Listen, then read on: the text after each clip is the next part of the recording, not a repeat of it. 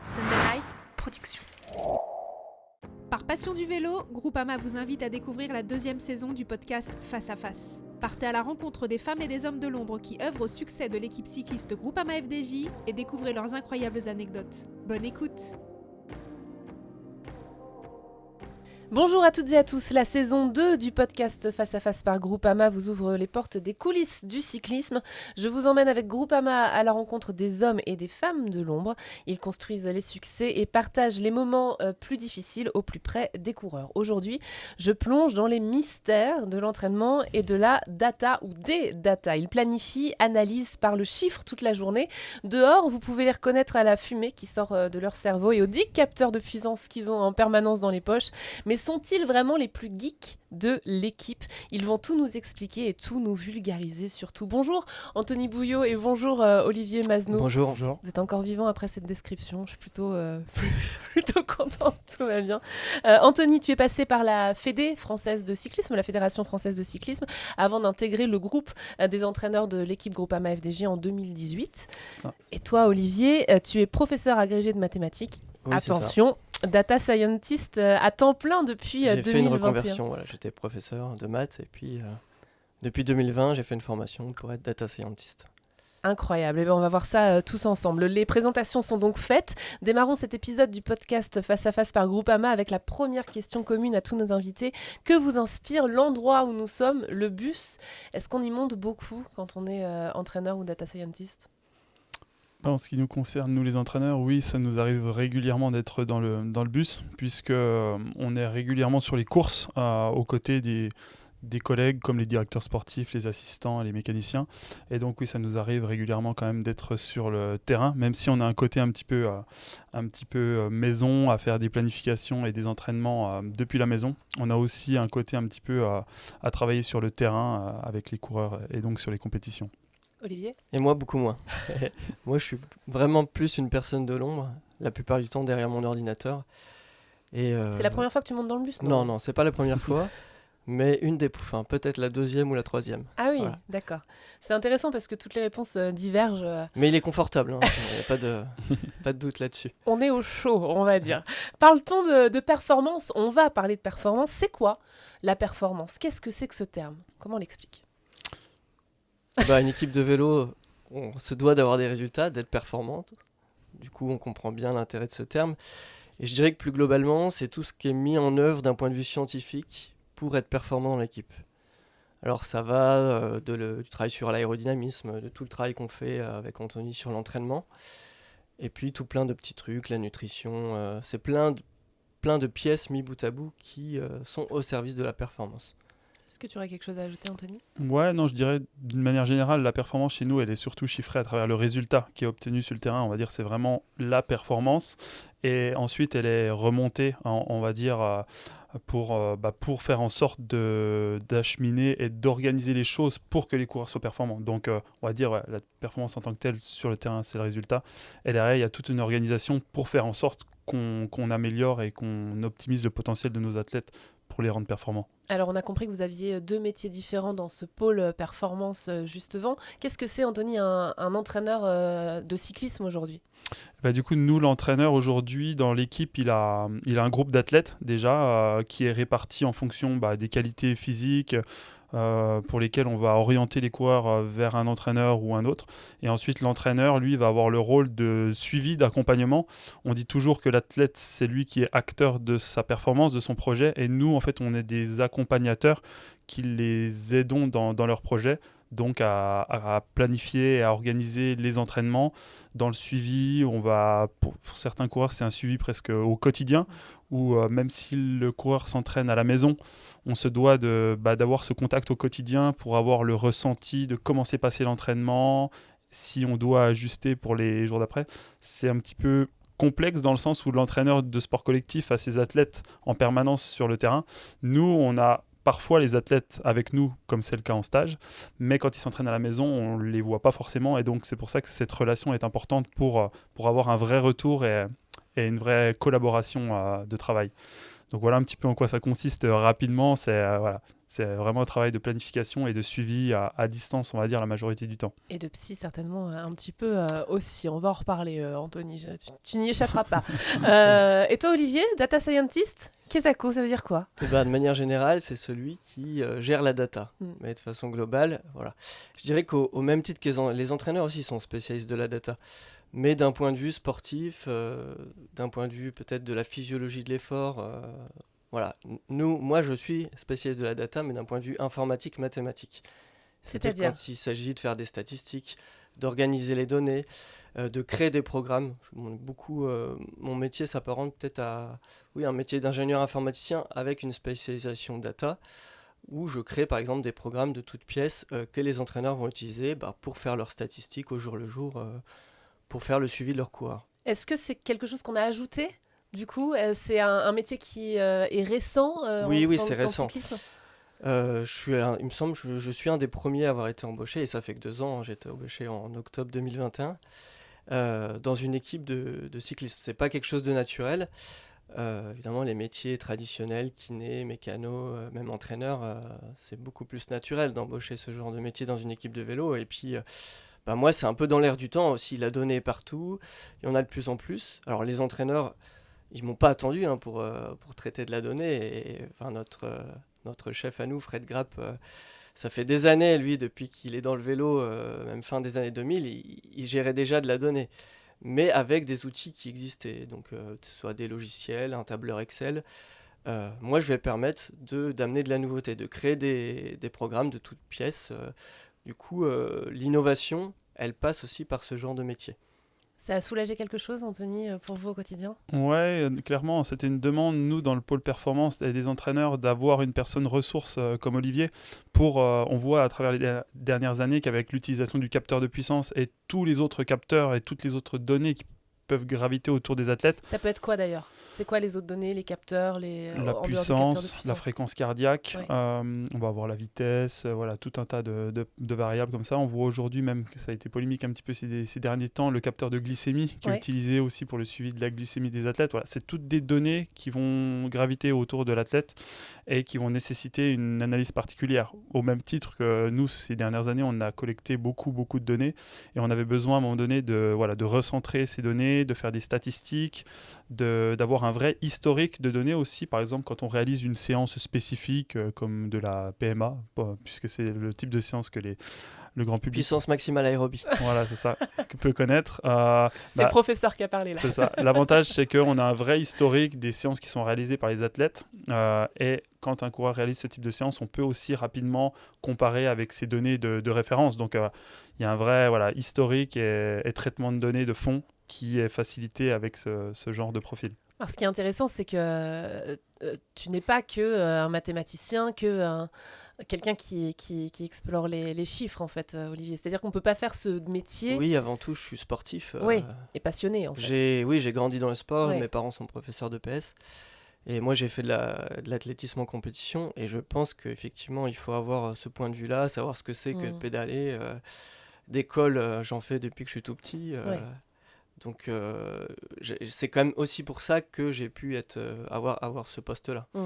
C'est comme toi, hein, d'ailleurs, en tant qu'entraîneur, évidemment, si on ne connaît pas ce dont on parle, en tout cas, c'est compliqué. C'est toujours plus simple. Oui. Ouais.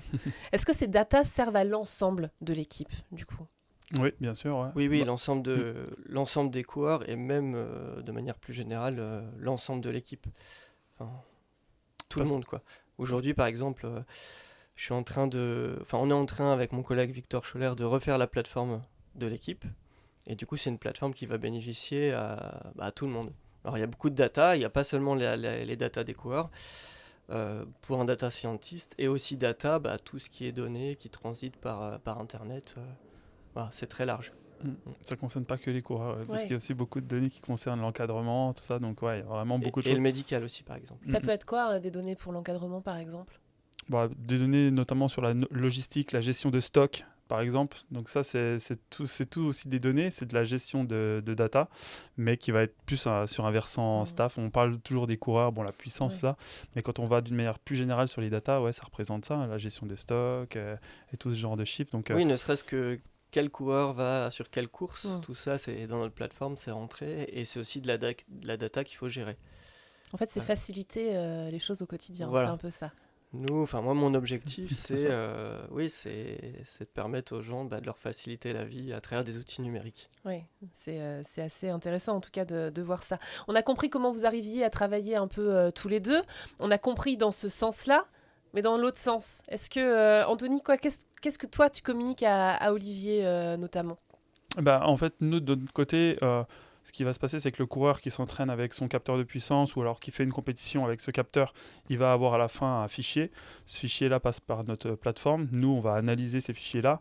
Et ensuite, via le travail d'Olivier, on va pouvoir avoir accès à une vraie base de données. Donc, on transfère les fichiers aussi à Olivier. Et derrière, il va y avoir toute cette analyse statistique, la réalisation de l'historique de données du coureur qui transite ensuite entre nous. Ça, l'historique, c'est depuis le début de la carrière jusqu'à la fin de la carrière? Ou en tout cas au moment où il est ici? Ouais, On c'est va ça. pouvoir remonter jusqu'au premier fichier qu'on a des coureurs. Ouais, donc Donc des fois qui viennent d'autres équipes aussi, par exemple? ouais, C'est possible, exactement. ouais. On s'en sert aussi dans le cadre de la détection, par exemple. Donc là, on parlait surtout des séances qui sont réalisées par les athlètes. Mais dans le cadre de la détection, il arrive qu'on ait un coureur, par exemple, qui nous intéresse. On récupère l'ensemble des données qu'on transmet à Olivier, qui lui va réaliser toutes les analyses qui nous intéressent à nous, parce qu'on lui dit ce qu'on voudrait exactement pour voir si le profil correspond à nos attentes. Olivier fait toutes ces analyses-là, nous fait un rapport, et ensuite, en fonction de ça, on voit si c'est intéressant ou pas. C'est arrivé d'avoir des surprises, c'est-à-dire d'être convaincu de vouloir quelqu'un, et puis finalement, en analysant les données, il y a quelque chose qui va pas. Est-ce que c'est déjà arrivé, ça? D'être Des complètement fois, à côté oui, de la il peut y avoir plaque? des surprises dans le sens où il y a des coureurs qui peuvent avoir des hautes valeurs de puissance, un brut, intrinsèque, et puis ça se voit pas dans les résultats, effectivement. Ça arrive, Plutôt ça, ouais. positive, en fait. Ouais, c'est ça. surprise, Ouais. ouais. Donc, non, encore une fois, il y a vraiment l'attitude en course et les données qui vont être derrière. Et c'est vraiment cette relation-là qui nous intéresse vraiment parce que, comme disait Olivier, des fois, ça va arriver qu'un coureur puisse être très fort, par exemple physiquement, mais qu'on ne le voit pas. Et c'est aussi ce qu'on peut retrouver dans un profil équipier où des fois, on a des coureurs qui sont très forts, mais ça ne se concrétise pas forcément par du résultat. Je vous propose qu'on mette les pieds dans le plat, du coup, parce que depuis tout à l'heure, on dit un coureur, les coureurs, on n'en a pas nommé un seul depuis C'est tout à l'heure. confidentiel. Ah oui, ça j'imagine, mais moi j'ai le droit de vous lancer avec quelque chose de connu en plus, puisque on va prendre l'exemple du dernier Tour de France et de David Gaudu. David Gaudu qui a terminé à 23 minutes de Vingegaard, ou Vingegaard, ça dépend comment vous voulez prononcer son nom, donc le vainqueur du Tour de France, mais qui termine 9e, c'est-à-dire premier français top 10, et qui surtout avait des choses intéressantes à nous raconter sur ses performances. On l'écoute et puis on revient dessus juste après. Qu'est-ce qui ressort justement après, à froid, quand on analyse un petit peu avec votre entraîneur, avec David, les chiffres, quand on regarde ce qu'on a fait et ce qu'on perd encore? Pas grand chose, qu'on est proche de nos maximums tous les jours, que certaines journées on bat ou voire on explose même des fois nos records. Donc voilà, après ça reste des chiffres, il faut pas rester focalisé et bloqué là-dessus, mais ça prouve une chose, c'est qu'en tout cas je suis pas arrivé à 90% ou avec la forme du Dauphiné sur le Tour. Donc ça me prouve au moins ça prouve aussi que voilà on avait bien géré cette approche du Tour de France. Après c'est comme ça, mais faut pas rester à ça parce que voilà, il suffit d'une journée pour tout éliminer. C'est ça. Qu'est-ce que c'est difficile finalement, parce qu'il était attendu, il avait terminé 4e du Tour l'année d'avant, finalement là il fait 9e, on a l'impression nous dans les médias que ça a été traité comme une performance un peu en demi-teinte, voire une contre-performance. En fait il est premier alors français. que peut-être le niveau était simplement plus relevé. Et lui en fait il a été chercher des performances incroyables individuelles. Comment on vit ça de l'intérieur? Disons que c'est une comparaison forcément qui interpelle. Quand on écoute l'interview de David comme ça peut interpeller. Après, il faut aussi se rendre compte que chaque année, le niveau, il évolue aussi dans toutes les équipes. Tout le monde travaille, tout le monde s'organise, comme on le disait tout à l'heure, dans la performance pour faire en sorte que les athlètes progressent. Donc, dans toutes les équipes, les athlètes progressent. Quand on dit... Et il faut bien considérer que si un athlète ne progresse pas d'une année sur l'autre, dans le classement, il va régresser. Parce qu'en face, les autres travaillent, les autres progressent. Donc, que David batte ses records, c'est une bonne chose parce que c'est ce qui est attendu, c'est ce pour qu'on travaille. Mais il faut aussi se dire qu'en face, les autres athlètes progressent et battent certainement leurs records. Donc, comme on dit, en fait, les records, ils sont faits pour être battus. On dit toujours ça aux coureurs, notamment les jeunes coureurs qui ont encore une carrière assez longue devant eux. Donc, ouais. Et c'est aussi une question de densité parce que, par exemple, si on prend le cas de David, l'année où il a fait 4e, il y avait voilà, les 3 premiers, puis David. Et on s'est rendu compte, en analysant aussi les données et en prenant un petit peu plus de recul, qu'au niveau de la 3e place de Geraint Thomas en 2022, en 2023, il y avait beaucoup plus de coureurs qui étaient de ce niveau-là. Et naturellement, ça mettait plus de concurrence et ça rendait la tâche un petit peu plus difficile pour réaliser la même performance en 2023. Donc voilà, c'est un ensemble de paramètres qu'il faut aussi analyser avec du recul et pas forcément toujours à froid, même si en l'occurrence les records étaient battus. Quand on regarde un petit peu plus à froid, on se dit que oui, ils étaient battus, mais il y avait aussi d'autres coureurs qui étaient là. En fait, ce qui est hallucinant, Olivier, c'est qu'on a l'impression qu'il y a une deuxième lecture, en fait. Ça apporte une autre lecture que le point qu'on a sur le moment. Et peut-être, est-ce que c'est la vérité, finalement? Est-ce que les datas sont la vérité? Comment dire, des journalistes et des gens, c'est la place au final. C'est 9e, l'an dernier il avait fait 4e. Mais effectivement, il y a les données brutes déjà, puis au-delà des données brutes, il peut battre ses records, mais on peut optimiser d'autres paramètres pour faire en sorte qu'il soit peut-être au même niveau de puissance, mais que ce soit mieux géré. Je sais pas, dans son tour par exemple, il a peut-être eu 2-3 passages moins bien les jours clés. Donc effectivement, on peut aller chercher aussi des enseignements de ce côté-là. On peut battre ses records un jour, et du coup être au contact des meilleurs. Si le lendemain, on a un jour sans, alors ok, on a battu ses records la veille, mais si on perd 2 minutes le lendemain parce qu'on a un jour sans, naturellement, dans le classement général... Et c'est ce qui s'est passé sur le tour. Il a eu un ou deux jours passants, mais moins bien, alors que c'était des jours clés. Et ça aurait été différent peut-être que s'il avait été mieux ces jours-là. Quel sport ingrat quand même, ce cyclisme qu'on aime tant. Mais c'est quand même c'est difficile, parce que finalement les moments très hauts sont finalement assez rares. C'est quoi un coureur bien entraîné ? Un coureur bien entraîné, c'est un coureur qui déjà est sérieux à l'entraînement. Parce que comme je disais, c'est des coureurs qui sont à domicile, donc qui sont un petit peu livrés à eux-mêmes et qui ont vraiment ce sérieux et cette rigueur à l'entraînement de suivre un programme bien précis. Ça veut dire pas forcément beaucoup en faire ou trop en faire, c'est aussi ça le piège. Ouais, c'est ça exactement, il faut savoir bien placer le curseur où il faut et aussi selon la période, parce qu'il y a des périodes, notamment par exemple en reprise comme actuellement, où les coureurs ont seulement quelques semaines d'entraînement. On a aussi un rôle important ici de parfois les freiner parce que des fois les conditions météorologiques sont pas forcément bonnes et les coureurs sont ultra motivés, donc ils vont vouloir en faire plus à cette période, et des fois notre rôle c'est aussi de freiner un petit peu pour pas non plus aller trop en sur-régime et s'user entre guillemets mentalement, parce que du coup les échéances importantes et les objectifs de l'équipe sont un petit peu plus lointains, donc il faut vraiment faire attention à ça, voilà, comme je disais, à placer le curseur au bon endroit.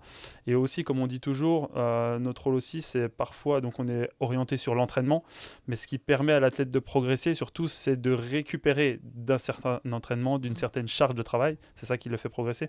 Donc, on insiste souvent aussi sur la récupération à la maison, parce que c'est cette récupération qui fait progresser en finalité. Oui, et ça, c'est quelque chose qu'on ne doit pas oublier non plus. Et à ce propos, moi, j'ai été étonné quand je suis arrivé dans l'équipe. C'est le volume. Je pensais que les coureurs faisaient beaucoup plus de volume d'entraînement, qui faisaient plus de bornes, concrètement. Effectivement, je pense que Anthony peut confirmer, il y a 20-30 ans, les coureurs roulaient beaucoup plus. Aujourd'hui, l'entraînement, il est beaucoup plus qualitatif. Beaucoup plus ciblé. Ça rejoint aussi un petit peu cette, comme j'en parlais, cette fatigue mentale, où aujourd'hui, le niveau des courses, autant à l'époque, je pense, parce que je ne suis pas dans le milieu depuis très longtemps, mais il y avait des courses, quand on entend les collègues en parler, il y avait des courses un petit peu qui servaient d'entraînement. Les coureurs arrivaient sur les courses pour s'entraîner. Aujourd'hui, on est à la reprise en Europe, au Grand Prix de la Marseillaise. On se rend compte que le niveau est déjà très élevé, tous les coureurs sont en forme, tout le monde va s'entraîner au soleil. Et donc, ça veut dire que sur toutes les courses, il y a aussi un niveau d'exigence et un niveau sportif qui est plus élevé. Et à partir de là, ça veut dire qu'il faut aussi s'entraîner plus à la maison, mais de manière plus qualitative, voilà, comme l'évoquait Olivier. Il faut gérer ça de janvier à octobre aussi. C'est ça, ouais. Les creux, les moments de mais les moments de récupération aussi sont importants. Ouais. Moi, j'ai été étonné de voir des semaines où les coureurs ne roulent pas après un grand tour, par exemple. Et ils ont besoin, effectivement, je pense que c'est une bonne chose, ils ont besoin de ces moments de récupération. Est-ce que... La question n'est pas simple, mais il y a une notion d'erreur forcément dans le cyclisme, parce que justement tout est vu par des chiffres, donc on essaie d'expliquer ça par cette manière-là. Est-ce qu'on peut faire des erreurs dans la planification d'un entraînement et quelles sont les erreurs qu'on peut faire en fait, et surtout à quoi elles sont dues ces erreurs souvent ? Bien sûr, c'est possible de réaliser des erreurs, hein. On va dire que l'erreur est humaine et ça arrive, hein. Mais les erreurs qui peuvent être réalisées, c'est vraiment peut-être une gestion de la charge, hein, de travail, tout simplement. Parce que ce qui importe quand un objectif est fixé par l'équipe, c'est d'amener le coureur à être performant pour cet objectif. Et parfois, donc, la gestion de la charge de travail fait que le coureur va peut-être arriver à son 100% de niveau de performance, mais peut-être pas tout à fait dans le bon timing. C'est-à-dire que voilà, il faut vraiment arriver à bien gérer ce qu'on appelle l'effet un peu dose-réponse, c'est-à-dire entraînement et puis le niveau que vous allez avoir derrière pour l'amener dans le bon timing. C'est pas seulement je dois l'amener à son top niveau, c'est surtout je dois l'amener à son top niveau au bon moment. Et des fois, il peut y avoir des erreurs où on peut amener le coureur à son top niveau, mais peut-être avec un petit décalage par rapport au moment qui était souhaité à la base. Ça veut dire quoi? Connaissance du corps humain, mais connaissance psychologique aussi, justement. Il faut mêler tout ça. C'est quoi les critères? Des performances du coureur, mais aussi, c'est la notion d'individualisation de l'entraînement aussi. Je pense que tous les coureurs ne se comportent pas pareil. Et là, j'imagine que Gros travail Anthony aussi. est plus à même de vraiment savoir ce qu'il faut, quelle est la planification de l'entraînement pour tel coureur, quoi. Et cette planification est très différente au final d'un coureur à l'autre, Oui, en même fonction si- des objectifs, en fonction du profil du coureur. Oui, mais même s'ils ont les mêmes objectifs et le même profil, justement, il y a forcément d'autres choses Oui. qui viennent en plus C'est différer dans tout ouais, ça. Oui. clairement. Et puis, puisqu'on parlait de psy, on va peut-être pas utiliser le mot psy, mais sur la partie mentale, du moins, c'est vrai que nous, notre rôle, il est important dans la relation avec le coureur, parce que plus on va avoir une bonne relation, notamment au quotidien, plus on va avoir d'informations aussi sur l'état du coureur, comment il se sent. On a parfois certains coureurs qui se connaissent très bien et qui vont naturellement ajuster l'entraînement qui est prévu, parce que du coup, en fonction du quotidien, ils ajustent ça en fonction de leur ressenti, et c'est Ça très bien. arrive très jeune aussi, ou c'est seulement l'expérience professionnelle qui permet ça? Ça peut arriver jeune, mais on le retrouve quand même plus souvent chez des coureurs d'expérience qui se connaissent bien et qui vont ajuster vraiment en fonction de leur ressenti et de leur connaissance. Donc ça, on va dire, ces coureurs-là expérimentés vont le faire plus naturellement, et à contrario, chez des jeunes, on va plus avoir un rôle à devoir nous ajuster, à devoir prendre des infos régulièrement, et quand on sent qu'il y a par exemple un niveau de fatigue un petit peu trop élevé par rapport à ce qu'on avait planifié, à ce moment-là, on allège un petit peu l'entraînement pour toujours être un petit peu au curseur qu'on avait prévu. Ça veut dire qu'il faut accepter des deux côtés de se parler franchement. Ouais, en fait. clairement. Mais ça fait aussi partie de la relation entraîneur-entraîné, d'être honnête et de se dire les choses. Parce que du coup, si on n'est pas dans ce process-là, eh ben on va partir dans une démarche et on risque justement de passer à côté des objectifs qui ont été fixés. Donc à partir du moment où on a intégré ça, bah voilà, c'est clair qu'il faut y aller et se dire les choses pour maximiser les chances d'être prêt le jour J. Alors, il y a des coureurs qui sont très intéressés par tout ce qui est entraînement et data. Il y en a même un dont tu as le maillot juste derrière toi, Olivier, Valentin Madoise, champion de France, qui va nous raconter qu'il a fait sa fin de stage d'études dans le domaine de la data au sein de l'équipe. On va écouter ce qu'il en raconte justement. C'est assez intéressant, j'imagine, pour vous et pour toi, Olivier, d'avoir ce genre de profil dans l'équipe. Donc pour valider mon diplôme d'école d'ingénieur, j'ai dû faire mon stage au sein de l'équipe. Donc on a pris la décision de travailler avec Olivier, notre data scientist, et j'ai travaillé un peu en collaboration avec lui sur les idées qu'on pouvait avoir du terrain. Pour être un petit peu plus clair, en gros, lui faisait une partie du codage, et moi je lui disais tiens, ce serait bien que tu ailles dans cette direction pour pouvoir améliorer, entre guillemets, lui, son codage, et qu'on puisse aussi gagner du temps, parce que lui qui travaille souvent à Paris, qui n'est pas énormément sur le terrain, ça permettait d'avoir une personne qui pouvait lui donner des idées de quelle direction, où aller, et puis lui, s'il avait besoin également de mon aide sur certains paramètres, il m'en faisait part, et ça s'est un peu passé comme ça. Après, il me reste encore mon rapport à écrire, mais il n'y a pas de raison, parce qu'on a fait un truc assez costaud, et je suis content du résultat. Quelle belle personnalité ce Valentin Madoise. Mais non, c'est très intéressant de dialoguer avec quelqu'un comme Valentin. Je pense à Valentin Madoise, mais aussi Stefan Kung, c'est des coureurs qui ont un profil scientifique. Donc ils n'ont pas peur des courbes, on peut parler avec eux de données techniques, et même eux, ils ont leur regard de coureur. C'est-à-dire que moi, le souci que j'ai, c'est que je traite les données au quotidien, mais je ne les vis pas. Et effectivement, et du coup, c'est intéressant de discuter pour avoir l'avis des coureurs, eux, leur ressenti. Et un coureur comme Valentin, il est ingénieur, effectivement, c'est intéressant de travailler avec lui, ça, Ouais. c'est sûr. Est-ce qu'on va plus loin quand on a un profil comme celui-là dans ce qu'on peut faire avec les datas, justement? C'est plus à l'entraîneur, ça, parce que moi, C'est pour ça qu'il disait oui, il Ouais. faisait oui comme ça, Anthony. Non, c'est ça, oui. Non, je pense qu'avec ces coureurs-là, on peut aller plus loin justement parce qu'on peut se permettre parfois de tester des choses parce que le coureur a la compréhension de la donnée, mais il a aussi un certain recul de cette donnée, c'est-à-dire qu'il ne va pas être dépendant non plus de cette donnée. À contrario de certains coureurs qui, des fois, maintenant, sur les jeunes générations, sont très, très dépendants des données et que si le jour, par exemple, les données ne sont pas bonnes, vont Ouais. vite être perturbées. Valentin est très ouvert sur les données, mais il a aussi le recul. Et comme disait Olivier, Stéphane est un petit peu dans ce profil-là, très intéressé dans l'évolution, dans le côté scientifique, mais quand même avec un certain recul via leur expérience de coureur. Et ça, c'est vraiment quelque chose qui apporte beaucoup dans l'équipe, à la fois envers les autres coureurs, mais aussi dans la relation avec le staff, parce que le staff ne pédale pas, n'est pas sur le vélo, et d'avoir des coureurs support comme ça dans l'échange, c'est vraiment très important dans l'évolution d'une équipe. Vous parliez de Stephen Kung, ça me permet de rebondir sur une question. Vous avez des spécialités en tant qu'entraîneur les uns les autres. Toi, c'est quoi ta spécialité à toi? Sur la recherche et le développement, notamment sur le contrôle à montre, ouais. C'est pour ça que je parlais de Stephen Kung. Quel lien incroyable. Non, mais c'est important aussi Ouais. d'avoir des domaines comme ça. Vous échangez entre vous dans le pôle entraînement justement sur parce que j'imagine que vous avez chacun des coureurs en fait dont vous Oui. vous occupez. Est-ce que vous pouvez échanger sur Oui, les oui. coureurs des autres? Oui, bien sûr. Dans le pôle des entraîneurs, ouais, on réalise des réunions régulièrement, justement pour partager ce genre d'informations. On est plusieurs des entraîneurs à avoir différentes spécialités, que ce soit la recherche et développement. Dans mon cas, je m'occupe aussi de tout ce qui est position, bike fitting des coureurs, que ce soit sur le vélo de route ou le vélo de contre-la-montre. Donc on est obligé aussi à un moment donné de se réunir et de partager ces infos aux collègues, parce que si chacun travaille dans son coin, Ouais, c'est pas forcément très productif. bien sûr. On a l'avantage de tous être à Besançon, quasiment. Oui. Donc on se voit au quotidien, on peut discuter. C'est pas un souci, ça, on échange régulièrement. Ouais. C'est un avantage qu'on ressort beaucoup de ce côté-là, en tout cas de Oui. ces rapports et de cette proximité que vous avez.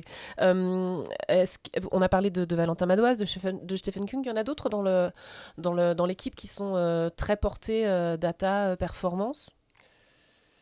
Peut-être des jeunes, oui, certains jeunes. Ouais, je dirais un coureur comme Romain qui arrive, Romain qui est Grégoire. assez jeune, mais qui a quand même déjà un certain niveau de maturité sur. Enfin, quand je dis maturité, c'est le recul qu'il peut avoir sur les données dans les jeunes. Et puis, ouais, il y en a certainement d'autres aussi, mais je pense que c'est ceux qui peut-être ont le plus Parce que le, ça, c'est le vrai que profil.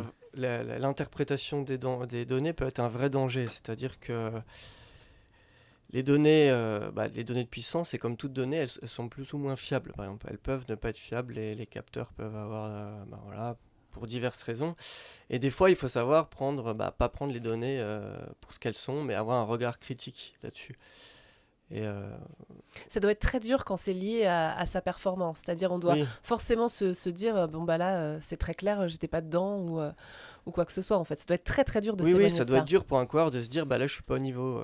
Ouais. Effectivement, mais je pense qu'un coureur qui se connaît bien, qui marche quand même beaucoup à la sensation, et je pense que des coureurs comme Valentin ou Stéphane, ils ont beau être intéressés par les data, c'est des coureurs qui vont marcher aussi, enfin ils vont faire attention. Alors ils ont une perception fine de leur ressenti sur le vélo. Et du coup, ils vont savoir prendre du recul sur leurs données. Le jour où ils sont moins bien, par exemple. Par exemple, ouais. Et parce que moi, par exemple, je suis pas du tout. Les maths, pour moi, ça me parle pas du tout. Là, je me sens pas submergée, mais j'ai l'impression qu'il y a des données partout. Est-ce qu'on peut être submergé des fois, justement? Est-ce qu'il y a des tris à faire? Est-ce qu'il y a un truc à mettre avant tout? Comment on fait dans ces cas-là quand on a 150 000 données? Après, le tri, il est fait par nous, par les Ouais. entraîneurs. Le but, c'est si on donnait si on fournissait toutes aurait les données combien qu'on a aux coureurs, ce serait illisible. Ouais. Ouais. Mais à ce propos-là, oui, moi, mon boulot, c'est aussi d'apporter de la lisibilité. C'est-à-dire que, par exemple, quelque chose que j'ai fait cette année, c'est essayer de transformer les tableaux de données, c'est-à-dire les comptes rendus des séances des coureurs. Souvent, avant, c'était des tableaux de données, donc des fois un petit peu ingrat à lire. J'essaie de plus en plus, on essaie de mettre du visuel. C'est-à-dire à remplacer les tableaux par des courbes. Et effectivement, j'ai eu des retours plutôt positifs de coureurs qui disaient là, vraiment, se présenter sous forme de graphique, le compte-rendu d'une séance, je sais pas, de fractionné, c'est plus clair, on voit mieux les choses, quoi. J'ai eu ce genre de retour. Ouais, ça c'est chouette parce Oui, que ça fait partie de notre relation aussi Ouais. avec Olivier, de dire ce qu'il faut bien comprendre, c'est que chaque jour, donc, le coureur va réaliser une séance, va mettre son fichier sur la plateforme, comme on l'évoquait tout à l'heure, et ensuite nous, les entraîneurs, on va analyser ce fichier-là donc tous les jours et faire un retour au coureur. Et donc, pour chaque thématique de séance, on échange avec Olivier en disant pour telle thématique, on voudrait avoir tel retour de données pour automatiser tout ça, et derrière on fait le retour au coureur pour essayer de ressortir l'info essentielle. Parce que comme on disait, il y a beaucoup de données, Ouais. le but c'est pas de balancer toutes les données et puis que le coureur soit noyé dedans, c'est vraiment de ressentir l'information essentielle de cet entraînement-là pour que le coureur puisse d'une manière assez simple lire le compte rendu de la séance et intégrer ça, sans qu'il y ait trop de choses qui gravitent autour et qui ne soient pas essentielles. Oui, bien sûr que ça vienne pas perturber quelque chose. Clairement, ouais, c'est ça. En plus, est-ce qu'il y a des coureurs qui n'aiment pas les datas et les... Alors, on a beaucoup collé cette étiquette à Thibaut Pinot, par exemple. C'était le cas? Oui, j'ai une anecdote à ce propos concernant Thibaut. C'est que son frère, par exemple, disait que Julien Pinot, qui est juste entraîneur, Julien. d'ailleurs, en passant. que malgré qu'il ait cette étiquette, il avait une perception très fine des niveaux de puissance, c'est-à-dire qu'il était capable presque de prédire les niveaux de puissance qu'il arrivait à développer, et il disait même, Julien, il a une perception que beaucoup de coureurs n'ont pas. Donc du feeling qui Ouais, devrait du développer feeling. autrement. C'est-à-dire d'associer un niveau d'intensité Ouais. à un niveau de puissance. Les yeux, on lui bande les yeux, on lui dit là t'as fait quelle puissance. Enfin, il peut pas regarder son compteur. Donc il aimait pas les compteurs, mais il en était un à lui tout seul, en fait. En C'est ça Voilà, fait, peut-être. tout dépend de la façon dont on l'interprète. Parce qu'en fait, Ouais. Thibaut, moi j'ai couru avec lui en junior, et en fait en junior il était déjà suivi par FDJ, et il avait déjà un capteur de puissance à cette époque-là, ce qui fait qu'il s'est toujours entraîné quand même avec un capteur de puissance, il a couru avec un capteur, mais je pense qu'il faut dissocier son rapport avec le capteur à l'entraînement et en compétition. Parce que je pense que le capteur à l'entraînement, il l'a toujours eu et ça lui a jamais posé problème. Par contre, où il était un petit peu plus... pas réticent, mais où il mettait souvent un petit bémol, c'est avec le capteur en course, où des fois il entend des jeunes qui disaient « Purée, aujourd'hui j'ai battu mes records, mais je suis même pas dans le classement, ou alors je suis très loin ». Lui, pour lui, la course, c'est avant tout le résultat sportif et pas le résultat du capteur de puissance. Donc je pense qu'il faut bien... D'ailleurs, c'est ce que tu as dit au tout début du podcast. Tu as dit la performance, c'est le résultat de la course. C'est ça. Mais je pense que lui est un très bon exemple de ça. C'est pas qu'il est anti-capteur de puissance, c'est qu'il... Lui, avant tout, sur le terrain, c'est le résultat brut qui l'intéresse, quelle que soit la puissance finalement qui est produite. Mais par contre, s'entraîner avec un capteur, ça lui a jamais posé de problème. Et justement, le fait qu'il ait ce rapport au capteur de puissance depuis qu'il est très jeune fait que, oui, comme disait Olivier, on lui enlève le capteur, ou du moins, si on lui cache le capteur de puissance, il est capable de nous dire à quel niveau d'intensité il est. C'est incroyable, c'est vraiment incroyable. Parce qu'il associe vraiment le ressenti avec le niveau de puissance. Et ça, je pense que c'est quelque chose qui est très important. Ouais. Et qui en plus doit faire partie de la personnalité à un moment aussi. C'est-à-dire que se connecter à son corps, c'est aussi une partie de personnalité. C'est ça, de parfois. savoir aujourd'hui, voilà, j'ai moins bien dormi, et de vraiment associer ça. Et c'est aussi ce qui fait qu'aujourd'hui, les coureurs à l'entraînement sont en capacité d'ajuster leur entraînement le jour J, parce qu'ils ont cette connaissance de leur propre corps d'un jour à l'autre. Et c'est très riche pour le coup de suivre des coureurs qui se connaissent très bien. Alors Thibaut avait toujours 33 ans quand il arrête sa carrière, mais est-ce qu'il y a encore des jeunes coureurs aujourd'hui qui arrivent et qui vous disent moi je veux pas entendre parler de données ou très peu Non, c'est ou le pas. contraire, c'est le contraire. Ouais. Justement, on voit des différences entre les jeunes qui sont... ils grandissent avec ça maintenant, donc pour eux c'est des automatismes. Et on voit d'ailleurs des différences... on regarde une courbe de puissance... entre certains coureurs jeunes et certains plus anciens, on va voir à la tête de la courbe quel type de coureur on a à faire. C'est-à-dire, on a des coureurs, par exemple, leur courbe, elle ressemble à une courbe en escalier. C'est-à-dire qu'ils se fixent des zones de puissance et ils s'y tiennent. Donc, ils doivent s'entraîner les yeux rivés sur le capteur et pas bouger de leur zone, quoi. Et ça, c'est vraiment particulier chez 2 ou 3 de nos coureurs. Et chez les plus vieux, en général, ils courent à la sensation à l'entraînement. Ouais. Alors, quand ils ont leurs exercices de fractionnés, là, ils ont les puissances cibles et puis ils font le travail. Mais sinon, ils courent sans forcément être les yeux rivés sur la puissance. Et en course ? Parce que moi, j'ai des exemples en tête de coureurs, alors pas forcément chez vous, mais qui sont la tête sur le capteur pour voir comment ils sont. Est-ce qu'en course, c'est peut-être pareil ? qu'ils sont la tête sur le capteur, mais ils n'ont pas le choix. Ils doivent, quand il faut suivre le peloton, et il faut pédaler. Là. Enfin, il ne s'agit pas de se limiter à 200 watts parce que il faut garder ses jambes pour la fin de la course. Ouais. Non, il faut être là. le but, c'est de suivre, quoi. Ouais. C'est aussi notre rôle en tant qu'entraîneur, c'est que, comme disait Olivier, aujourd'hui, les coureurs, ils arrivent et ils sont beaucoup forcément avec les capteurs, parce qu'on leur donne un capteur jeune pour avoir déjà des données de puissance, pour partager aux équipes. Il y a un vrai process de suivi avec ce capteur, mais notre rôle aussi, c'est des fois de les détacher un petit peu de ça et de dire, là, aujourd'hui, par exemple, ça nous arrive de dire à un coureur, cette semaine, c'est pas tu retires le capteur, mais tu retires les pages de puissance, et en gros, c'est entraînement seulement à sensation. Voire même sur des stages, des fois, on dit, aujourd'hui, c'est séance, mais c'est séance sans puissance, quoi. Ah, mais ils Des doivent fois- être. Des fois, il y en a qui sont un petit peu perturbés, mais c'est aussi notre rôle de les détacher un petit peu de ça pour remettre un petit peu de sensation, parce que, d'instinct. comme on leur dit, en course, les mouvements de course, quand il faut attaquer, c'est pas le capteur qui le donne, il faut aussi un certain feeling de coursier, et ça passe aussi beaucoup par la sensation. Des fois, on a mal aux jambes, mais s'il faut y aller à ce moment-là, il faut y aller. Oui, Même et si mentalement on est bloqué parce qu'on se dit, Ouais. bah tiens, là c'est mon niveau de puissance max sur telle durée, je peux pas aller plus loin, c'est sûr qu'on... Ouais. Enfin, je sais pas si certains coureurs raisonnent comme ça, mais... Bah, il peut y avoir forcément, j'imagine, des limites mentales qu'on se Oui, met. bien sûr, c'est ça. Ouais. Ouais. Et Oui, c'est- c'est possible. Oui. Et c'est pour ça qu'il C'est- faut vraiment, on insiste vraiment sur la dissociation entre l'utilisation à l'entraînement et en course. Et parfois, c'est vrai qu'on entend qu'il faudrait bannir le capteur de puissance du peloton. Alors, personnellement, en tant qu'entraîneur, je pense pas que ça change beaucoup de choses. Par contre, ce qui peut être intéressant, c'est de garder le capteur de puissance et par exemple de ne pas l'avoir sur l'écran. Et par exemple, si vous discutez avec Stéphane, lui, je sais que sur certaines courses, si ce n'est toutes, il retire la page de puissance. Stéphane. Il a le capteur, mais par contre, il l'a pas en visuel pour vraiment focaliser sur ses sensations et ne pas être forcément... Même en avoir... chrono En chrono, c'est pas pareil. Non, je parle plus en course en Sur ligne. route, ouais. Où, c'est différent parce que le contre-la-montre, il est vraiment face à lui-même, Ouais. à une gestion de son corps. Alors qu'en course en peloton, on est dépendant aussi des autres coureurs Oui, bien sûr. qui vont inciter des mouvements de course. Et à ce moment-là, des fois, on doit y aller et faire en fonction de son instinct Ouais. et ne pas se focaliser que sur son propre potentiel. Parce que des fois, on pourrait dire, là, je vais pas y aller parce que je suis un peu à la limite.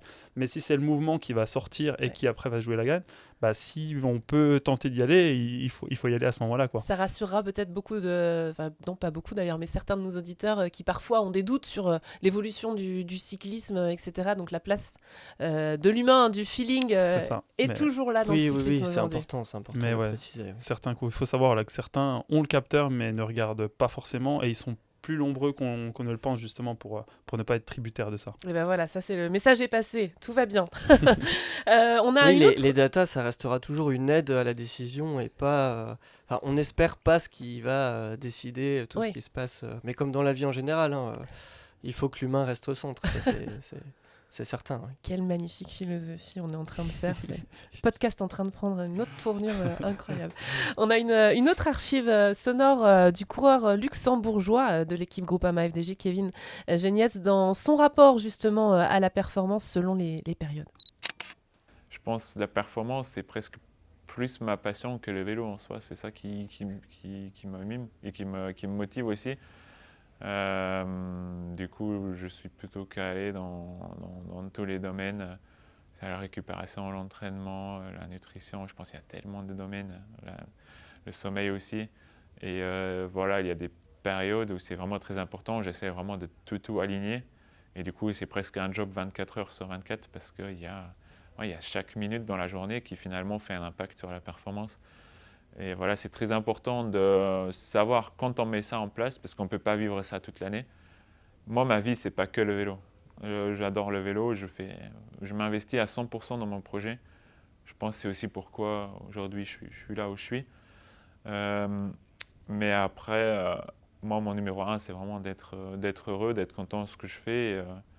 Et voilà, j'aimerais vraiment bien... Aujourd'hui, j'ai un métier qui me plaît à 100% et une vie que j'aimerais pas changer avec la vie de quelqu'un d'autre. Super intéressant ce qu'il dit parce que justement, il est ni trop d'un côté, ni trop de l'autre. Il mêle son amour pour la vie et ces moments où il sait que voilà, toutes les minutes en effet vont compter. On a l'impression qu'en fait l'idée de la gestion de ces datas, c'est surtout de pas faire que ce soit trop en fait. C'est-à-dire que qu'il n'y ait pas de burn-out par exemple quoi. Ça serait cette idée-là en fait. Oui, effectivement, c'est un risque d'être trop focalisé sur ces données. Mais c'est un passionné, ça se voit. Ça, c'est Non, sûr. je pense qu'il a bien résumé un petit peu déjà tout ce qu'on a dit, parce que ce qui me plaît dans ce qu'a évoqué Kevin, c'est qu'il parle déjà de récupération avant de parler d'entraînement. Ouais. C'est ce qu'on a évoqué tout à l'heure, où la récupération était presque plus importante, parce qu'elle faisait progresser les athlètes. Vous êtes peut-être pas mal tous les deux, vous êtes peut-être bien à vos postes. Hein. Donc ça, c'est une bonne chose. Et ce qu'il évoque aussi, plus pour la partie un petit peu mentale, c'est que, comme on l'évoquait aussi plus tôt, le niveau sur les courses est de plus en plus important. Donc le niveau d'exigence à l'entraînement est aussi de plus important. Ce qui fait que par moment dans l'année, on ait besoin de faire ce qu'on appelle des micro-coupures pour que... C'est combien de jours, une micro-coupure? Ça va dépendre d'un cours à l'autre, mais on va dire qu'on est minimum sur 4 jours jusqu'à 7 jours au maximum. Et c'est vraiment, donc comme on dit toujours au coureur, c'est avant tout forcément une récupération physique, mais aussi une récupération mentale. Et on leur demande sur ces périodes-là de vraiment débrancher. Même nous, on coupe un petit peu les relations avec eux pour faire en sorte qu'ils débranchent mentalement et qu'ils puissent se régénérer, parce que voilà, ils ont besoin de cette micro-coupure. Et parfois, un coureur sur une micro-coupure va revenir à son niveau physique très rapidement, parce qu'il va avoir retrouvé ce niveau de fraîcheur. Physiquement, on perd pas énormément sur quelques jours de coupure, mais le fait qu'on récupère cette fraîcheur mentale fait que on est capable d'aller chercher un niveau d'investissement qui est vraiment maximal, alors que quand on a un petit niveau de fatigue, même si le potentiel physique à la base est très bon, si la fatigue est là et s'installe gentiment, on peut ne pas aller chercher son potentiel maximal. Parce que c'est vraiment ces petits pourcentages de fraîcheur qui vont permettre d'aller stimuler l'organisme à 100%. Incroyable le rôle du cerveau avec le corps humain. On en aurait des choses à dire aussi là-dessus. Alors j'ai encore 2 questions. En 2030, ce sera quoi l'utilisation des data dans une équipe? Comment tu vois l'évolution, Olivier? C'était notre Dur à discussion dire. ce matin, on s'est déjà un petit peu interrogé quand même. Difficile à dire quand même. Mais on imagine que, on a parlé un peu des données de glycémie qui arrivent, c'est des nouvelles données qui peuvent être connectées au compteur. On imagine que d'autres types de données vont arriver, pareil, pouvoir être connectées au compteur. Je pense aux données, par exemple, de vent, l'aérologie. Par exemple, aujourd'hui, on met des sondes pitot. Les sondes pitot, c'est les mêmes sondes qu'on trouve sur les avions pour mesurer le vent. Et ça va permettre d'avoir des mesures non pas en soufflerie, mais en conditions réelles. Et parce que le vent est quand même totalement déterminant dans les courses de cyclisme et on a tendance à l'oublier. L'aérodynamisme du coureur, c'est un paramètre. On voit Remco Evenepoel, qui est un coureur qui est très aéro, il gagne aussi grâce à ça. Et ça, effectivement, c'est quelque chose que les coureurs travaillent à divers degrés, j'imagine. Stéphane Kung, par exemple, pour lui, c'est central. Et ça va être un outil supplémentaire, par exemple, ce genre de sonde. Et puis, on ne sait pas, hein, l'avenir nous réserve beaucoup de surprises aussi. Mais ça veut dire que tu imagines quoi? Tu imagines qu'il y aura beaucoup plus de données? C'est le champ des possibles, oui, en fait. c'est dans l'évolution de la société en général. Par exemple, sur les sports co, je pense foot, rugby et puis même les sports US. De plus en plus, ils font des analyses, ils utilisent des programmes qui utilisent de l'intelligence artificielle, des algorithmes sophistiqués pour repérer les phases de jeu avec de la vidéo, à partir d'analyses vidéo. Alors après, sauf qu'eux, ils ont 36 caméras, tout est bien normé dans un stade. On pourrait faire ça sur le peloton, on peut imaginer ça. Oui, on peut.